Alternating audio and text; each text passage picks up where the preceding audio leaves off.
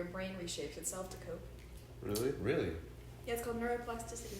Do you think that happens more when people are kids versus adults because we're developing more as kids, or is that a completely separate process? Both. Ah.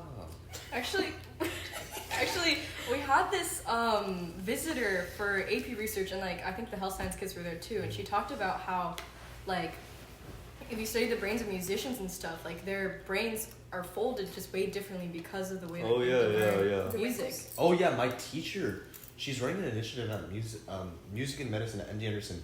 She plays piano with an EEG connected to her brain. And they compare it next to like the department chair who has EEG connected to his, but he's not playing music obviously. And it's you can literally see the differences in the musician's brain as they're playing, because it activates certain things. Yeah, learning new languages does the same thing. Creates new connections in your brain. Yeah, but the thing is, learning new languages, that's the thing it's like much easier to do when you're young. Mm-hmm. Yeah, learning anything is a lot easier. Yeah. It's a skill. Because you have less gray matter. Because I think the neuroplasticity thing is more applicable to younger people, and it can change them to a greater extent. Perhaps. I think it's just, like, studies have mostly been done on adults because they're the ones who suffer most. Yeah, so I mean, like, as we go into high school, like, school is getting super difficult these days, and I know, like, so many people, like, you know, they develop, anxiety and, like, depression. Actually, we saw this, an interesting statistic that, like, between 2007 and 2017, depression rates of people, like, 12 to 17? Increased by 59%. Oh, I think it's because college admissions are so much more competitive now. Like, the high school is so cutthroat. Like, people will do anything. Okay. I mean, the same amount of spots available at, like, an Ivy League, for instance, and then... And like these days, thousands of more applicants. I mean, yeah, it's crazy. You think about it. Your school has 200 people. Only like what? No, like a no, class your has grade. Your grade Okay. has 200 people, and then only like at most 3 or 4 will go to these top colleges, and that's what everyone's competing for. Like we have people who are of that of that standing. But some of them just don't get it. Yeah, you only get one chance at this sort of stuff, so it's not like you can just redo it. So just give it all you got, and then you put all this pressure on themselves. So it's just so much stress in high schoolers. There's also it's a huge transition going from but middle school. It's not the end of the world. I mean, undergrad, you can go to your state school and still end up at a good medical school. But even in like undergrad, there's still a bunch of pressure to get into top medical school. Yeah, definitely. MIT is like the most cutthroat. You're going against the Caltech, I would think. The most. You would think so, yeah. And then like even if you were smart in high school, like when you get to those top colleges, like you just want to like. You're just surrounded by people who are better than you. Yeah. Or the same. Like you hear all this talk about like, oh, you think you're smart in high school, and then you go to college and you realize like, oh, you're nothing special. Yeah, there's this dude. I saw this video. He was like, he went into like MIT lunchroom. He went to his table. It says, who here was the top of their class or smartest in their class? And like everyone raised their hand. So. So I guess in high school and college, nowadays it's just really bad for teens. Mm-hmm. Anyways, all this talk about like stressing in life and like depression as teens grow up and how you're talking about neuroplasticity makes me wonder like, is there any correlation with like brain changes and depression in adolescence? I think there's always like a underlying biological meaning behind it. It's not like behind everything. Yeah. Mm-hmm. I was reading a study the other day about that. It was something along the lines of structural brain development and depression onset in adolescence. Oh, wait, a longitudinal study? You've heard of it? Yeah, I was reading that too. Yeah, oh my wait, God, I just read that study too. Let's talk about it. Oh wait, I read it so long ago. What were the results? Like, I feel like there were certain brain changes that were happening in adolescence that just didn't really register. Yeah, I mean, I read that paper so long ago. I don't even remember like what it was about. What did they find?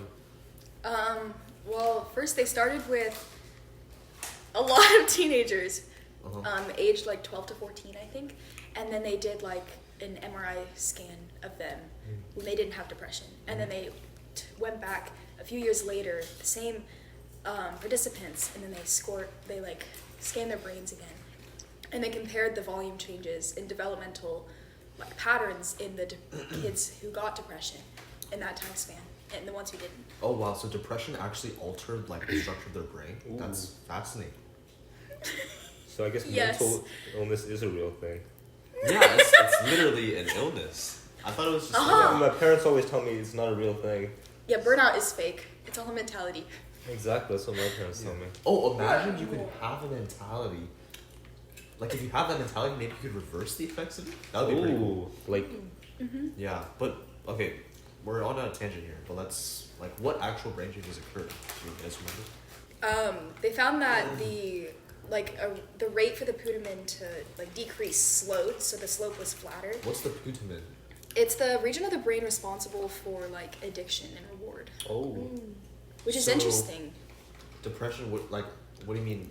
Occur? What does that imply? Because in the normal adolescence, like that's supposed to get smaller, I guess, and then in the depressive ones, it got smaller but at a slower rate. So they have a higher prevalence of addiction. Is what Yes. you're saying? That's- so they're that more makes likely to sense. get addicted to Because they things. started from the same point and then they ended at a higher point, right? Okay, sure. Oh, is that why like coping mechanisms occur? People get addicted to like drugs. Alcohol? Yeah. Yeah. Mm. And then the hippocampus decreased in volume for males and females, which is interesting because it's What's- responsible for your emotion. Oh well, that makes sense. Yeah, It Makes you decreased sad. in both? Or males and females. Oh. And then for only females, the size of the nucleus accumbens decreased, which is responsible for motivation. But it's interesting because that was only in females. So the males. still were have like- So when females were depressed, they were more motivated to do certain tasks. no, they were less Less Oh, they were motivated less. Okay, that makes sense. Which is interesting. because this is growth. Yeah. Mm. That males weren't affected even though like they still had depression. Or if they were Because- effective, it was marginal. Yeah. Yeah. Because I mean one of the big things they say, oh look out if your friend has depression, it's like, oh they lose motivation to do tasks, like they don't find their hobbies interesting. But it's interesting to see like It manifests specifically in differently, yeah. Yeah. And then, and the amygdala, which is also responsible for emotion, had opposite effects in males and females. So in females, the growth increased, and in males it decreased. So that might explain like. Women. Yeah, I think that was Emotional one of the beings. novelties of the study that they actually had this difference in men and women compared to previous ones. Yeah. Because if you have generalize the, it. if you generalize it to amygdala like In general. in women versus amygdala in men, and you average it out, it might not have much change. Yeah, that's why previous studies. That's why. Yeah, that's why this is But the something general very. consensus is kind of like it just happens no matter. It's like everywhere. Yeah. I guess hormonal changes could be a part of that as well. I would think Yeah. so. Yes. Especially because the study, I mean, like it might depend when in like a woman's cycle they took the MRI. Oh, that's true. But I'm not sure if there's actually like a direct correlation with like your cycle balance of hormones and what your brain looks like at that given moment. So it might not play as much of a role in the short term as it does in the long term. Yeah, I don't know. It's really interesting. Yeah. So like. what Also, we- it's like, you know how all those people, they talk about how in like medicine, right? All the medicine books and like studying were based off of men.